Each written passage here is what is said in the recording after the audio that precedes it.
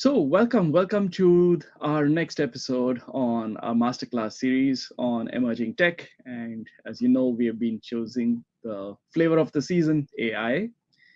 And today's guest is my dear friend, Stephen Singh. I know him since years in his previous roles and previous avatars. His latest avatar is he's the global VP of M&A and divestitures and cyber risk at Zscaler. So he's behind the scenes of what happens at Zscaler and how we should talk about how we should think about cyber in AI. So I can't think of a better person.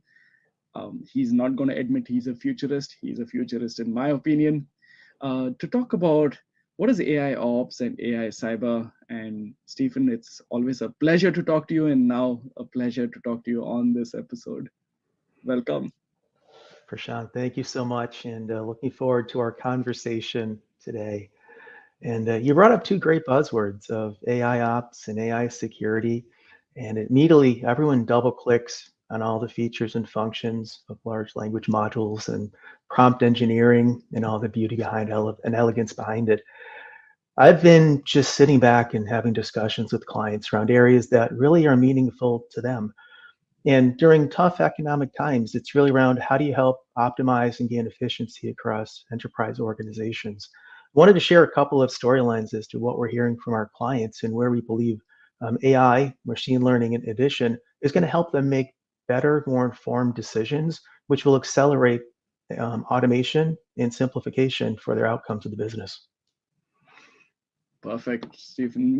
Let's start by discussion on what is the difference between AI ops and AI cyber, because part of our listeners might be already asking this question. AI cyber might be a new term to some.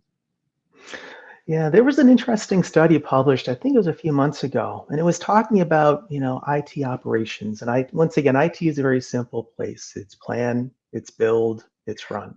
Architecture, engineering, development, and operations. And the poor folks in operations are in the toughest hill because they're at the bottom of it. And they inherited everything. So incident, problem, change, release, patch management, telemetry, reporting. And from there, it becomes almost exhausting because these are activities, events, alerts, and alarms that are happening millions of times a day.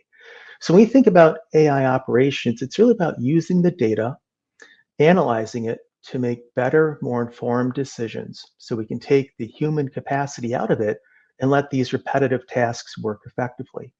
Now, this wouldn't be the first time we've had this discussion with digital transformation being 10 years old. We started with the old pillars of, 5 things on how do we transform a business. One of the top pillars was, cloud migrations, check that off the list. Number 2 was around enterprise automation and orchestration. And there was a tremendous amount of good work being done there around infrastructure as code and RPA, but a lot of it was manual. So I think what we're seeing around the whole AI ops piece is taking what was once manual, using data, and then through intelligence, whether it's repetitive intelligence or self-learning intelligence, automating it. Now play that self over to AI security. There's not a difference there. Once again, the security organization has more pressure and stress than ever before in the past few weeks, have made it very clear about the attack surface that is being taken advantage of. Even those firms that were the most prestigious and well invested have been compromised the past 9 months through ransomware. So I think everyone's now articulating if our attack surface is expanding, we really aren't sure who the users and applications happen to be. We're not able to properly segment or secure our internals anymore. What do we do? And I think, as I mentioned a few minutes ago about AI ops, AI security is that same thing. Millions of events, alerts, and alarms going to the SOC, not the NOC, and suddenly taking it, rationalizing it, applying threat intel, and making better automated decisions. And it's going to be a progression over time. It won't happen overnight. A little bit of a long-winded answer, but it's a really hot topic across the industry. I can imagine, and I'm sure that everybody's ears are pricking up as we hear two fields instead of one field. I think most of them are talking about AI ops. Very few are talking about AI cyber. Do you think these two fields will stay separate? Would they converge into each other? How do you see this play out over the next 12 months, 18 months, 24 months? I'd say let the best win. I think it's less up. Yeah. It's interesting as we phrase it. IT and cyber have been two organizations that operate as ships in the night for a large enterprise organization.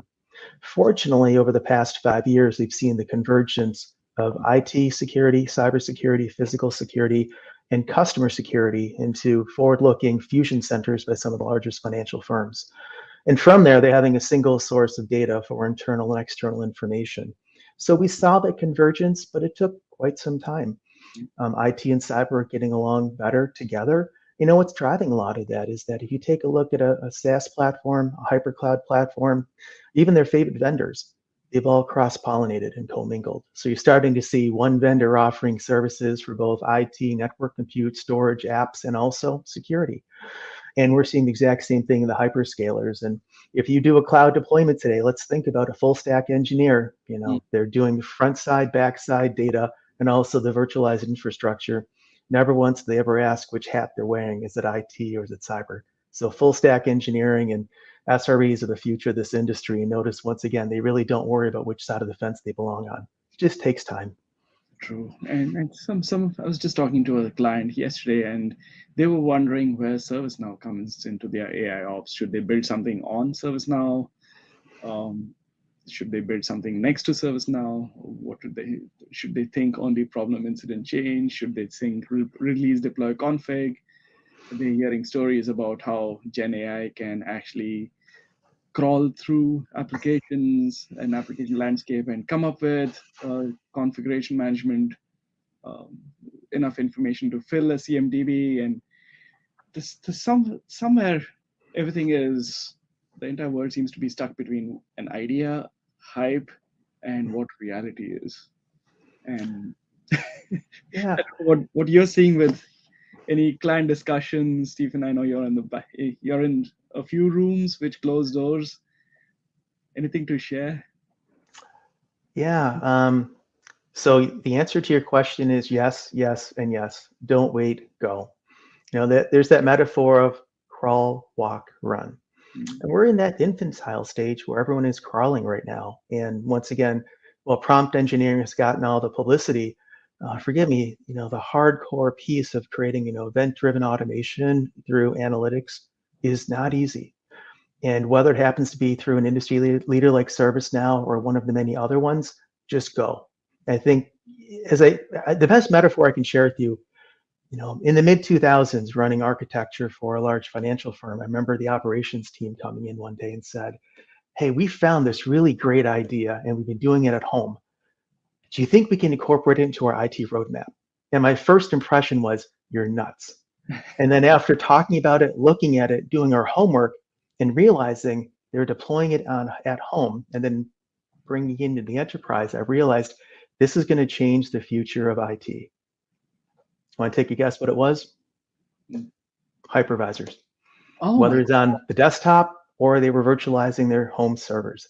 And when the operations group is able to identify an incredibly meaningful solution to a difficult business problem around capacity management, time to deploy, automation, you know they're onto something. I feel the exact same thing right now with AI, where we're going to have a small pocket of experts being developed from commercial, consumer, personal use, because everyone's using it at home today, whether it's writing papers, doing analytics, doing research on their stocks, more importantly, even doing background image manipulation. It's going to become a common skill set. I think last stat I saw was like 60%, 67% of the millennials and Gen Zs are actively utilizing some form of prompt engineering. That feels to me what it was like in the mid 2000s, where a generation changed the future of IT and cyber overnight. They never realized it. You know, this is the third time we bring up prompt engineering. I'm going to take us slightly off the reservation because I've been dying, Stephen, to ask you a question which has been running at the top of my mind. The feeling prompt engineering is a temporary phenomena. It's prompt engineering feels like it's making up for what Gen AI cannot do at the moment. And as models get faster and faster and better, there is less of engineering required in the prompting. And this just my gut feel, and I've been waiting to discuss this with you. What do you feel? I think right now, not everyone's going to have to write code in their future. For Mm, those that love it, you and I, we're going to keep writing it because, it's just a great way to learn and understand the bowels of what you're doing. I saw an article about a month ago, and it was about an engineer at another security firm that was manipulating Chat GPT. And as part of it, they're looking for a way to find or develop malware code to impact an organization. And it was well beyond just business email compromise. And through manipulation of Chat GPT, and once again, I'm not saying anything negative about it.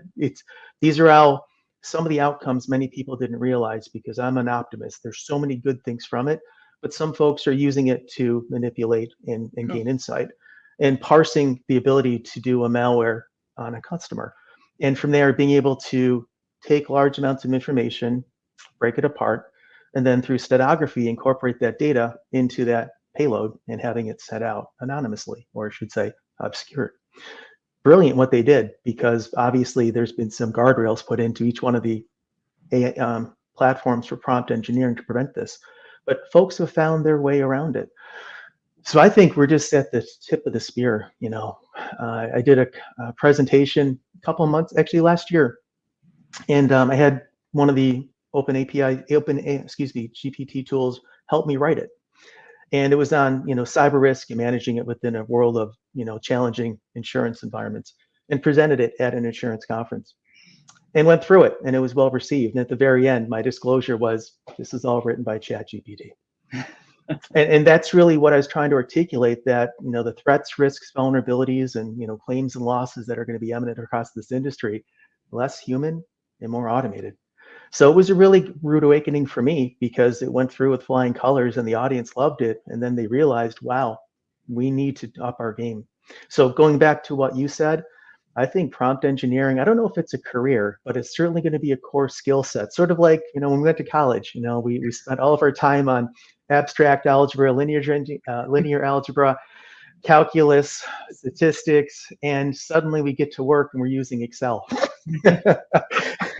Maybe if we're lucky, we'll do some VB scripting. But at the end of the day, I think that's the same thing that's occurring. It's been normalized so that everyone can take full advantage of AI platforms with prompt engineering. You raised another point, and that is on data. And maybe one should start thinking security differently. It's not just about perimeters, it's not about storage and compute.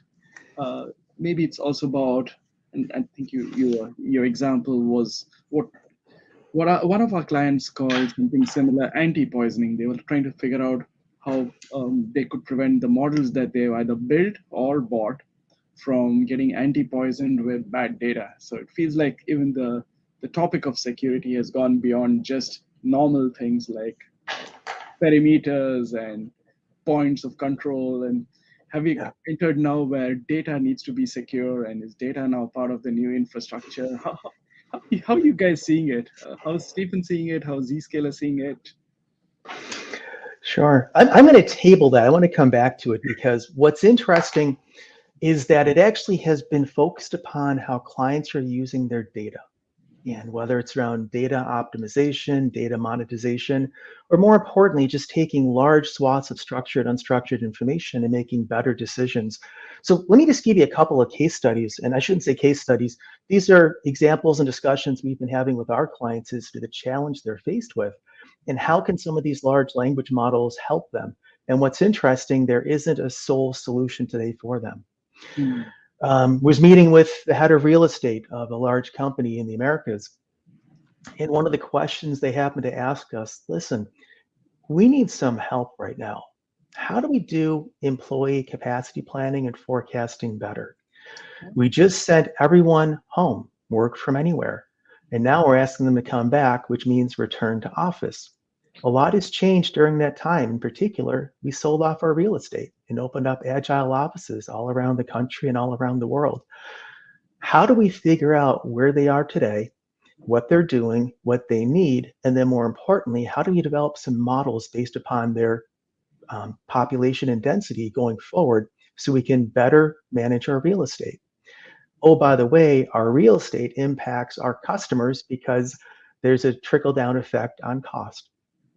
That was something I never expected to hear. Where do you get that telemetry from, as we'll talk about in a minute? Let me keep going, working with another executive. Yeah. Um, if an employee has a really, excuse me, if a new hire has a really good experience during the first 90 days, 70% of the time they're going to stay for 3 years or more. During the time of, this generation and gig economy, that is actually the exception, not the norm. So how do you help ensure someone's had a good first week, first month, first quarter? Because they just received a list of 50 tasks they have to complete, and who knows how many certification vendors event videos they have to watch and test the take.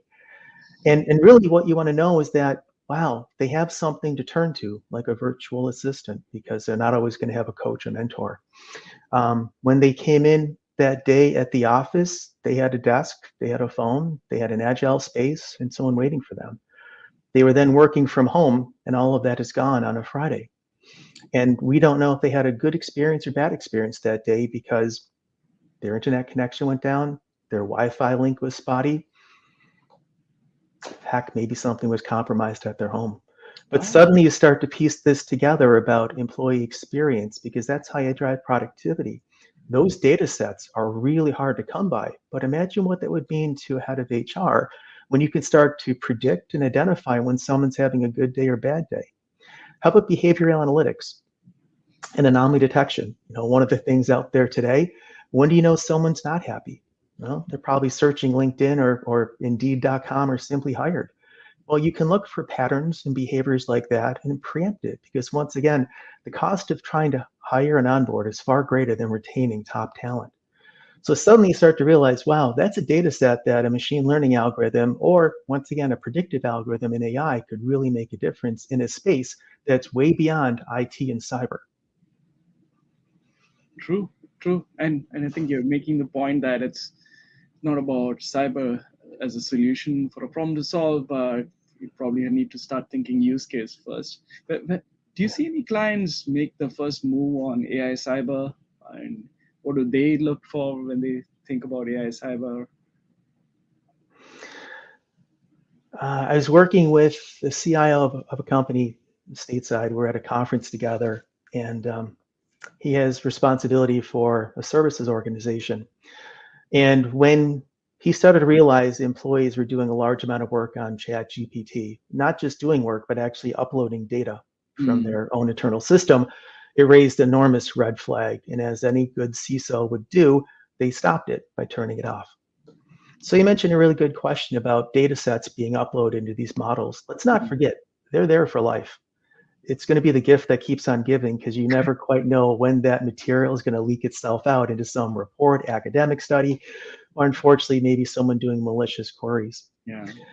What was a rude awakening for this particular CISO was that when the business found out, they gave him a lot of an earful. And it really was because it was impacting their business. As Mm, a services organization, they were using these large language models to research their customers, developing models and simulations they never had before, and helping accelerate their time to value. What I mean by that is reduce their time to deliver a particular deliverable. So as you think about what we just spoke about, these tools are incredibly important to the services, the consulting, the outsourcing industry. They're going to take what once took an enormous amount of time and resource consumption, whether it's onshore or offshore, and put it in the hands of a machine. Whether the information is right or not is the next question. But yeah, we're absolutely seeing clients today worried about their data, and there's some things we'll share that we're doing to help them out. do you think this entire discussion is gonna bring the CISO back at the table, and this time maybe the AI table? Do you think that now preparing the railroad, so to speak, for the AI ambitions of a firm now are in the hands of not just the head of infrastructure, but the head of cyber? Has the CEO earned a new step? How should a CISO who's listening to this at the moment start thinking about how he or she can make a difference, and what should one plan for it? What do you think? Yeah, that's a great one. In the very beginning, we were talking about transformation initiatives. I mentioned in the first couple of steps of going to cloud and then having automation and then AI and ML. There's a whole rationalization play. Mm, But the fifth pillar in my mind when it came to digital transformation is data. Yeah. Data is gold. And it almost feels as if it's a triple play right now with the business, with the CIO and CTO and CISO, and the chief data officer. And those three are really going to have to make some tough decisions on their data, the controls, and what's going to be kept internally and what they're going to syndicate externally. It's going to be a really interesting time because those groups don't often get together enough to have these type of strategic discussions, let alone decide what's going to be a crawl, walk, run model over the next 3, 4, or 5 years. And maybe the same person is in charge of defining what the new perimeter is, and the perimeters are changing, and God forbid we start talking about manufacturing where we're going across to the shop floor, operational, smart connected things. Is there an end to all of this? I feel for the CISO, Stephen. I spent a lot of time with the cyber insurance underwriters, and I've learned a lot about a very challenging industry, and I respect them immensely. Also, our customers who have insurance policies came to realize there's a tremendous play here as well. Once again, whenever you have data that's meaningful, it helps make more informed decisions. Sometimes too much data becomes to a point of noise, and you want to find those signals. And you think about what you just mentioned, an example of the business units with IT/OT. There's no greater risk than an environment such as that, which is still technically in the year of the 1900s. And I mean that in the kindest of way, because these systems, once they're up and running, don't touch them. If it's not broken, don't fix it, because there's probably no one left to do it. So as I think about, this whole cyber insurance, cyber risk industry, there's some brilliant concepts out there today around cyber risk decisions, cyber risk quantification. Whenever you have information, not just outside in, but inside out, you can start to get a much better handle as to your controls, which ones are really working, which ones aren't, the risk you're willing to assume, and the risk you're willing to transfer. And all that's based upon data. And then data that's normalized and transposed, Prashant, not into threats and risks and vulnerabilities, but into terms that a board of directors or a risk committee can understand, which is your loss ratio and your potential financial loss. We believe that's going to help accelerate decision making.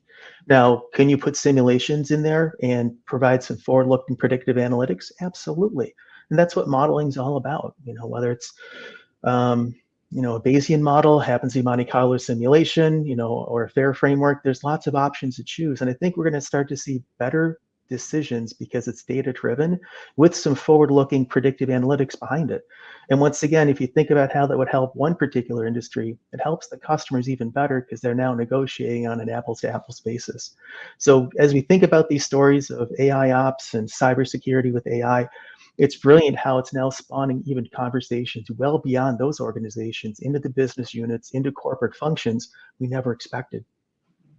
You raised a good point, and that is that of risk. And wherever there's risk can be underwritten, and there's insurance. And you spoke about cyber risk and cyber insurance. We are actually quite, we are in advanced talks with one insurance firm on whether they could underwrite the risk of AI. Now, we're still coming up with the definition of what the risk of AI is. It could be everything from affecting the brand right up to making mistakes when talking to a client or a customer. So this is the hypothesis we are working with. We're thinking, if one can actually look at the risk of cyber and underwrite that, maybe one could look at the risk of particular model. Now, AI is a large topic, but particular models, and underwrite the risk of it going wrong or hallucinating. Still in discussion stage. Need to pull you into that discussion at some point, Stephen, aside from this podcast. But any thoughts there? Can this topic of underwriting bleed from cyber insurance into AI insurance? Any early thoughts? Boy, I'm going to take the fifth on that one. It's tough enough today. We see some of the largest insurance companies in the world talking about it's no longer insurable being what we're seeing out there today because the compromisers are so incredulous, damning with double extortion. It's a very, very difficult space. And then you throw, potentially the impact of AI being something that the businesses unit to create, but also not just create goodness, but also potentially create weakness. And then you realize the threat actors also have access to the exact same tools. So it's a double-edged sword, which it's going to be debated for quite some time because you cannot mitigate all risk. There's a certain amount that must be accepted and a certain amount that must be transferred, and there will need to be a framework. But I think there's going to be some modernization that's required, and there's some very strong underwriting leaders around carriers, reinsurers, brokers out there, and even the digital insurtech who are thinking dramatically different. They're using data-driven analysis to help build better actuarial models. Very excited about that, but it has taken quite a bit of time. I can imagine. And Stephen, we can go on, and I realize we are coming slowly to the top of the hour. We've opened many boxes that I'd love to close on another episode together with you, Stephen. We opened a lot of questions. I'm hoping to have some answers for that. I think the next time we meet, I'd love to talk about the challenges in implementation. Maybe what are the first steps? What should one think about when we're doing this at scale at an organization? So, Stephen, always a pleasure to have you. Wonderful to have you also in our masterclass series, and looking forward to the next time we meet. Thank you. Thanks.